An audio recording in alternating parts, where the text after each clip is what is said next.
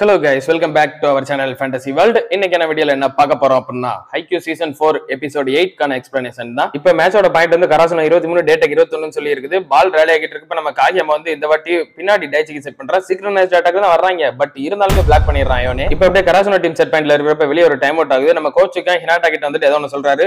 நான் பாத்துக்கிறேன் அப்படின்னு ஹினாட்டா சொல்லிட்டு உள்ள போறான். இந்த வாட்டி பால் ரேலி ஆகிட்டு இருக்க காகியமா செட் பண்ண வரும்போது டேட்டா பிளேயர்ஸ் எல்லாரும் ஒண்ணுமே புரியல. என்னடான்னு பார்த்தா 5 பேர் அங்க அப்படியே நின்னுகிட்டு இருக்காங்க. ஹினாட்டா இந்த வாட்டி மைனஸ் டெம்போக்கு மூவ் ஆகல. திடீர்னு பார்த்தா ஒட்டுமொத்த டீமோட சேர்ந்து 5 பேர் ஓட ஆரம்பிச்சிடுறாங்க. அவங்க ஒரு செகண்ட் தயங்குற டைம்ல அந்த பக்கம் ஆசை அடிச்சு பாயிண்ட் வாங்கிடுறான். எப்படியோ கராசன டீம் ஒரு செட் எடுக்க டைசி வந்துட்டு வாங்கடா போய் டிரைவிங் ட்ரில்ஸ் அடிப்போம் அப்படின்னு சொல்றாரு. டேய் நம்ம மேட்சை வின் பண்ணிட்டோம்டா அப்படின்னு ஆசையை சொல்றான். ஓ சாரி இப்ப பழக்க தோசைல வந்துருச்சு அப்படின்னு சொல்றான் டைசியும். டேட்டா பிளேயர்ஸ் எல்லாம் தோத்ததுக்கு ஒரு பெனால்ட்டி அடிச்சிட்டு இருக்காங்க. நேரா கண்ணாடி வந்துட்டு இவங்க லாஸ்ட் பிளாக் பண்றப்போ ஏதோ தயங்கின மாதிரி தெரிஞ்சது அப்படின்னு சொல்றாரு. ஆமா வழக்கமா சீக்ரனைஸ்ட் அட்டாக்கு ஹினாட்டா வந்து மைனஸ் டெம்போலையும் மத்த 4 பேர் ஃபர்ஸ்ட் டெம்போலயும் வருவாங்க. ஆனா இப்ப ஹினாட்டாவுமே அவங்களோட பிளண்ட் ஆகி 5 பேரும் ஃபர்ஸ்ட் டெம்போல வந்ததுனால அவங்க கொஞ்சம் கன்ஃபியூஷன் ஆயிருக்கும். நம்மளோட ஆப்போனன்ட் டேட்டா இருக்கிறதுனால நம்ம இந்த மாதிரி ஸ்ட்ராட்டஜி தான் லேர்ன் அப்படின்னு கோச்சுக்கா சொல்றாரு. அந்நியர்ந்த கோச்சுக்கா இன்னொரு விஷயத்தை ஹினாட்டா கிட்ட சொல்லியிருப்பாரு. ஆக்சுவலா அந்த கூட்டத்தோட பிளண்ட் ஆக அப்படின்ற ஒரு விஷயத்தை சொல்லிட்டு அதுக்கப்புறம் என்னுமே சொல்லியிருப்பாரு. நான் முத உங்களோட ஃபாஸ்ட் அட்டாக் பார்த்தப்ப ரொம்பவே இம்ப்ரெஸ் ஆயிட்டேன். இதை யாராலையும் ஸ்டாப் பண்ணவே முடியாது. இது ஒரு அன்ஸ்டாப்பபிள் வெப்பன் சொல்லி நினைச்சேன். ஆனாலுமே அதை டேட்டக் ஸ்டாப் பண்ணதுக்கு அப்புறம் இன்னுமே இந்த வெப்பனை ஸ்ட்ராங் ஆகணும்னு சொல்லி தான் நினைச்சேன். ஹினாட்டாவும் அதே தான் நினைக்கிறேன். இந்த ஒரு வெப்பன் இப்போ ஒர்க் ஆன மாதிரி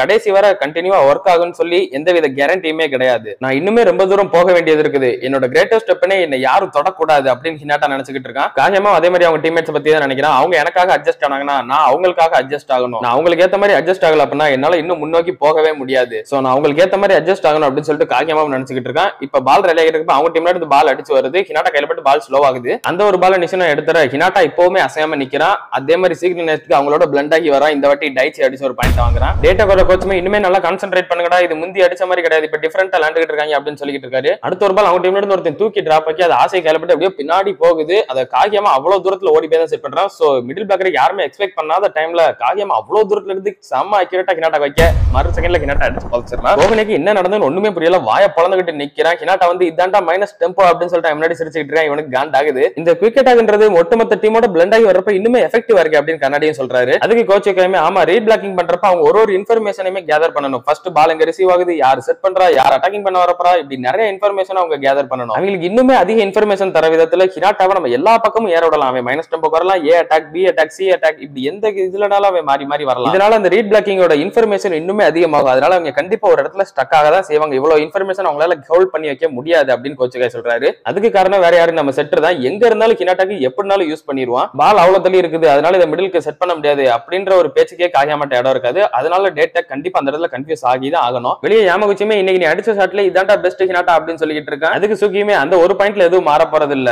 ஆனாலுமே இப்போதைக்கு டேட்டாவோட ஃபோக்கஸ் ஃபுல்லாவே ஹினாட்டா மேல தான் வந்துரும். சோ இதனால நம்மளோட அட்டாக்கர்ஸ் இன்னுமே அடிச்சு பாயிண்ட் வாங்கலாம். அண்ட் இந்த மாதிரி நம்மளோட ஸ்பைக்கர்ஸ் அடிக்கிறதுனால அவங்களுக்கு வேற வழியே இல்ல, கெஸ் பண்ணி அங்கிட்டு போக தான் செய்யணும். நமக்கு ஒருவேளை லக் இருந்தா அவங்களோட ரீட் பிளாக்கிங் உடஞ்சு போய் அவங்களுக்கு வேற வழியே இல்லாம கெஸ் பிளாக்கிங் தான் பண்ணணும். சோ அவங்களோட கோரே உடஞ்சு போயிடும் அப்படின்னு சொல்றான். அப்படியே இவங்க சாயங்காலம் வர விளையாண்டுகிட்டு இருக்காங்க. பார்த்தா 8வது செட்ல இருக்குது. கராசனோ 13, டேட்டக் 10ன்னு சொல்லி இருக்குது. ராகியமா இப்பவும் சூக்கிக்கு நல்லா தான் செட் பண்றான். ஆனா சூக்கியால அதை அடிக்க முடியல, அதை மிஸ் பண்ணிடுறான். எப்பவும் போலதானடா செட் பண்ணேன் அப்படின்னு சொல்லிட்டு காகியமாவும் கேட்க நல்லா தான்டா செட் பண்ண, ஆனா நான் உனக்கு ஹினாட்டா கிடையாது, ஏதோ மான்ஸ்டர் மாதிரி மிஷின் மாதிரி ஒர்க் பண்றதுக்கு அப்படின்னு சூக்கி இழைச்சுக்கிட்டே நிக்கிறான். கோச்சுக்கே சொல்லியிருப்பாரு இல்லையா, நீ நம்ம டீமுக்குள்ள இருக்க ஒரு பிளேயர்ஸோட கண்டிஷனையும் கொஞ்சம் அப்பப்ப நோட் பண்ணணும்னு சொல்லிட்டு சரிடா அப்படின்னு சொல்லிட்டு காகியமா அவனை யூஸ் பண்ணாம அமைதியா வச்சுக்கிறான். அடுத்த ஒரு பால் காகியமா டனக்காக்கு செட் பண்ண டனக்கா ஸ்ட்ரைட் டு ஸ்ட்ரைட் அடிக்க பாக்குறான். ஆனா அந்த பால் கொஞ்சம் அவுட்ல போய் விழுந்துருது. ஐயோ மன்னிச்சிருங்கடா, நான் இன்னைக்கு ஒழுங்காவே விளையாடல, எனக்கு இன்னைக்கு விளையாடவே தெரியல அப்படின்னு புலம்பிக்கிட்டு இருக்கேன். என்னது ஓ வாயில இருந்து இப்படிப்பட்ட வார்த்தை வருது அப்படின்னு சொல்லிட்டு டைச்சி நினைக்கிறான். ஆனா நீ அடிச்ச உண்மையிலேயே ஒரு சூப்பரான ஸ்ட்ரைட் ஸ்பைக் ஷாட் அப்படின்னு சொல்லிட்டு காகியமாவே அதை என்கரேஜ் பண்றான். ஆனா அவன் மனசுக்குள்ளே நினைக்கிறான்,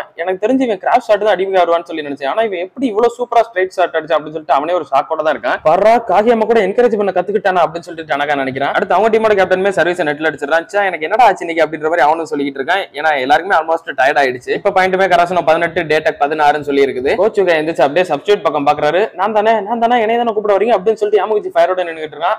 உன்னை கூப்பிடலாம், ஆனா இப்போதைக்கு வேணாம் அப்படின்ற மாதிரி அந்த இன்னொரு ஃபர்ஸ்ட் இயர் பையன் ஜம்ப் ஃப்ளோட் போடுவாங்க, அவனும் உள்ள இருக்கிறாரு. அவனுமே ஃபர்ஸ்ட் வந்தோடனே ஒரு சர்வீஸ் பாயிண்ட் வாங்கி தரான். அவங்களோட கோச்சுமே நம்மளோட ரிசீவிங் இன்னும் பிராக்டிஸ் கொஞ்சம் கொடுக்கணும் போல அப்படின்னு நினைச்சிட்டு இருக்காரு. அடுத்து ஒரு சர்வீஸ் அடிக்கிறான். இந்த வாட்டி பால் அவுட்ல போய் விழுந்துருது. இப்ப அப்படியே வெளியே வரான். நான் கூப்பிடறப்பலாம் இந்த மாதிரி பயந்துகிட்டு இருக்காது அப்படின்னு சொல்லி அவனும் ஓகே சார் அப்படின்னு சொல்றான். அடுத்த வாட்டி நான் கூப்பிடறப்ப அவனை பயந்துகிட்டு இருந்த உன்னை ஏன் பக்கத்துல உட்கார வச்சுக்கிடுவேன் எப்பயும் அப்படின்னு சொல்றாரு. இப்ப கராசனா 23 டேட்டுக்கு 21 சொல்லியிருக்க. டைச்சி ஒரு பால் ரிசீவ் பண்ணி தரான். காகியமா இப்பயும் மைனஸ் டெம்போக்கு தான் ஹினாட்டாக்கு செட் பண்றான். ஆனா இந்த வாட்டி அயனை கரெக்டா பிளாக் பண்ணிடுறான். அந்த பால் நிஷினோ எடுத்துற மறுபடியும் சிக்னைஸ் அட்டாக்கு ஃபர்ஸ்ட் டெம்போல வர்றாங்க. திடீர்னு பார்த்தா ஹினாட்டா எல்லாரோட ஒரு ஸ்டெப் முன்னாடி ஓடி வந்துடுறான். இதை பார்த்துக்கிட்டு இருந்த கோகுனகாவாக்கும் ஒண்ணுமே புரியல. ஹினாட்டா அடிக்க வரான்டா அப்படின்னு சொல்லிட்டு அவனும் ஏறிடுறான். ஹினாட்டா மைனஸ் டெம்போ மாதிரி அவனை ஏமாத்திடுறான் சூப்பரா. நம்ம காகியமா ஆசைக்கு செட் பண்ண ஆசைக்கு பக்காவா அடிச்சு ஒரு பாயிண்ட் வாங்கிடுறான். இதை பார்த்துட்டு கோகுனகாவாக்கு செம்ம காண்டாகுது. ஆனா காகியமாக்கு இதெல்லாம் ஒரு ஆச்சரியமாவே இருக்குது. இவனோட ஃபாஸ்ட் அட்டாக்கு அவங்க ரியாக்ட் பண்றாங்கன்னு தெரிஞ்சு அவன் வேணும்னே கோகுனகாவாவை இப்ப ஏமாத்தி இருக்கானா. அவன் 100% இப்ப அடிக்க தான் வந்திருக்கானா. ஆனா இது ஆப்பனன்ஸை சூப்பரா கன்ஃபியூஸ் பண்ணிடுச்சு. இது கோஇன்சிடென்ஸ் தானா இல்ல இவன் வேணும்னே பண்ணானா அப்படின்னு சொல்லிட்டு காகியமா ஹினாட்டாவா ஒண்ணுமே புரியாம பாத்துக்கிட்டு இருக்கான். எனிவேஸ் நான் தானே ஆசைக்கு செட் பண்ணி பாயிண்ட் வாங்கினேன் அப்படின்னா இது இவனோட பாயிண்ட் வராது, என்னோட பாயிண்டா தான் வரும் அப்படின்னு நினைச்சிட்டு இருக்கான். இப்ப கராசனா டீம் செட் பாயிண்ட்ல இருக்க டனாகா ஜம்ப் பண்ணி சர்வீஸ் பண்றான். அவன் டீம்ல ரிசீவ் பண்ண ஃபர்ஸ்ட் உள்ள வருது. ஆசையை அடிக்கிறான். இருந்தாலும் அது பிளாக்ல விட்டு உள்ள உழுது. ஆசை அப்படியே அடிச்சுட்டு இறங்கும் போதே நம்மளோட ப்ரீஃபிக்ஸ்ல ரொம்ப ஸ்ட்ராங்கான வால் இதுதான். அண்ட் இப்போ அவன் முந்தி இருந்ததோட ஹைட்டாவும் ஸ்ட்ரென்த்தாவும் இருக்கான். ஆனாலுமே எனக்கு இப்ப இதை பார்த்து பயமா இல்ல அப்படின்னு நினைக்கிறேன். அந்த பால நிஷினியா விழுந்தெடுக்க காகியமா மறுபடியும் ஆசைக்கே செட் பண்றான். ட்ரிபிள் பிளாக் அங்க வந்துடுறாங்க. ஆனா ஆசைக்கு இந்த வாட்டி அந்த வாலை உடச்சுக்கிட்டு பின்னாடி அடிக்கிறான். சோ இதன் மூலமா கராசனா டீம் 8வது செட்டா வின் பண்றாங்க. மேட்ச் முடிஞ்சதுக்கு அப்புறம் காகியமா கிட்ட கோகுனகாவா வந்துட்டு ஹே நீ சூப்பராவே செட் பண்ற, ஆனா நீ கையில எந்த வித டேப்மே சுத்தலையே, எப்படி உன கையில எல்லாம் அடிபடாதா அப்படின்னு சொல்லிட்டு கேட்கறான். எனக்கு கையில அடிபட்டு நான் டேப் சுத்தினேன் அப்படின்னா அது எனக்கு கம்ஃபர்டபுளா இருக்காது, பாலுக்கும் எனக்கும் சிங்க் ஆகாது. சோ முடிஞ்ச வரை நான் டேப் சுத்துறதை அவாய்ட் பண்ணுவேன். அதுக்கு நான் என்னோட ஃபிங்கர்ஸ்க்கு நிறையவே எக்ஸசைஸ் கொடுப்பேன் அப்படின்னு சொல்றான். லைக் நார்மலா புஷ்அப் எடுக்கிறதே இந்த 5 விரல மட்டும் ஊனி அந்த மாதிரி புஷ்அப் பண்ணுவாங்களே அந்த மாதிரி பண்ணுவான். அப்படியே இதெல்லாம் சூப்பரா இருக்கு, நானும் கண்டிப்பா இதை ஃபாலோ பண்ணி நானும் இந்த மாதிரி ஆகிறேன் அப்படின்னு சொல்லிட்டு அவனும் சொல்றான். டேட்டா கூட அந்த அலுமினி பசங்க 3 பேருமே வந்துட்டு கராசனா டீம் தேர்ட் இயர் பசங்கிட்ட ஸ்பிரிங் நேஷனல்ஸ் போறதுக்கு ஆல் தி பெஸ்ட் அப்படின்னு சொல்லிட்டு கிளம்புறாங்க. ஹினாட்டா அயோனே வேற ஒரு நல்ல ஃப்ரெண்ட்ஷிப்ல இருக்காங்களா, அதனால அவங்க 2 பேரும் கிளம்புறதுக்கு முன்னாடி ஒரு குட் பை சொல்லிக்கிறாங்க. இப்ப அப்படியே நைட் ஆகுது. டைச்சி வந்துட்டு எல்லாரையும் கிளம்ப சொல்லிட்டு இருக்கான். அதுவும் மிக முக்கியமா இண்டிவிஜுவல் செல்ஸ் எல்லாம் கொஞ்ச நேரம் பண்ணிட்டு எல்லாம் கிளம்பணும். அதுலயே ரொம்ப முக்கியமா இந்த மவுண்டன் மேல பைக்கை கொண்டு போறவன் எவெல்லாம் அப்படி வீட்டுக்கு போறானோ அவெல்லாம் இப்பவே வீட்டை பார்த்து கிளம்படா அப்படின்னு சொல்லிட்டு ஹினாட்டாவை பார்த்து சொல்றான். நிஷினா கிட்ட அந்த இன்னொரு ஜம்ப் ஃப்ளோர் அடிக்கிற பையன் வந்துட்டு என் கூட கொஞ்ச நேரம் பிராக்டிஸ் பண்றேன் அப்படின்னு சொல்லிட்டு கேட்கறான். சர்வீஸ் அடிச்சு இவனே டயர்ட் ஆயிட்டா அப்படியே முடியாம நின்னுக்கிட்டு இருக்கான். நிஷினா வந்துட்டு அட்ரா நிறைய அட்ரா அப்படின்றபடி கேட்டுக்கிட்டு இருக்கான். இருடாத வரேன்டா அப்படின்னு சொல்லிட்டு இப்ப சமயம் அடிக்கிறான். அதை நிஷினாவால ரிசீவ் பண்ண முடியல. அப்புறம் பாஸ் தான் போடுறான். பட் அவனுக்கு கரெக்டா அமையலாது. நிஷினா அவனுக்கே பனிஷ்மெண்ட் கொடுத்துக்கிற விதத்துல அப்படியே நிறைய புஷ்அப்பா போட்டுக்கிட்டு இருக்கான். நிஷினா இவ்வளவு ஸ்ட்ரெஸ்டா இருந்து நான் மேட்ச்ல கூட பார்த்தது இல்லையே அப்படின்ற மாதிரி இவனும் பார்க்க. அடுத்து டனாகா சர்வீஸ் பண்றான். அதை நிஷினா அப்படியே சூப்பரா எடுத்து அப்படியே ஒரு ரோல்லாம் அடிச்சு பக்காவா எடுத்தாரான். அந்த சர்வீஸ் அடிக்க பையன் வந்துட்டு ஹே நிஷினா நீ அன்றாம் பாஸ்லாம் சூப்பரா தானே எடுப்ப, ஏன் அதே எடுக்க கூடாது அப்படின்னு சொல்லிட்டு கேட்கறான். இல்ல ஜம்ப் ஃப்ளோட்ல மேக்ஸிமம் அப்புறம் பாஸ்ல தான் எடுத்தாகணும். அண்ட் என்னை விட இன்னுமே நிறைய பெட்டரான பிளேயர்ஸ் எல்லாம் இதை சூப்பரா எடுத்துக்கிட்டு இருக்காங்க. நான் அதுவும் டோர்னமெண்ட்ல எல்லாம் போய் இந்த மாதிரி லேண்ட் அப்படின்னா கண்டிப்பா செட் ஆகாது. நான் அவங்களோட இன்னுமே பெஸ்டா வரணும் அப்படின்னு சொல்லி நினைக்கிறேன். எப்பவும் போல நீ ஏதோ கூலா பேசுற அப்படின்னு அவனும் சொல்றான். இந்த பிராக்டிக்ஸ் என்னோடது, அதனால நான் நிஷினாவுக்கு பாவெல்லாம் பார்க்க கூடாது, முடிஞ்சாலும் அவன் எடுக்க முடியாத அளவுக்கு சர்வீஸ் அடிக்கணும் அப்படின்னு சொல்லிட்டு செம்ம பவர்ஃபுல்லா அடிக்க பாக்குறான். இதெல்லாம் வெளியே இருந்து யாமகுச்சியும் பாத்துக்கிட்டு தான் இருக்கான். இவன் ரொம்பவே இம்ப்ரூவ் ஆகிட்டு இருக்கானே, நான் அவன் கிட்ட தோக்க மாட்டேன் அப்படின்ற மாதிரி சொல்லிட்டு இருக்கான். சுகிட்ட டீம்ல இன்னும் கொஞ்சம் பெஞ்சு சர்வர் இருக்கு, எந்த வித தப்புமே இல்லையா அப்படின்ற மாதிரி சுகியும் சொல்றான். இல்ல நான் அந்த மாதிரி மீன் பண்ணல, இருந்தாலும் அவங்க கிட்ட எல்லாம் தோக்க மாட்டேன் அப்படின்னு யாமகுச்சியும் சொல்றான். ஹினாட்டாவும் சைக்கிள் வீட்டுக்கு போகும்போதே நினைக்கிறான் காகியமா கூட நான் எப்போ ஸ்பைக்கிங் பிராக்டிஸ் மட்டும் தான் பண்ணிக்கிட்டு இருக்கேன், அவன் கூட எல்லாம் என்னால போய் ரிசீவிங் பிராக்டிஸ் பண்ண முடியாது. அது மட்டும் இல்லாம அந்த கோச்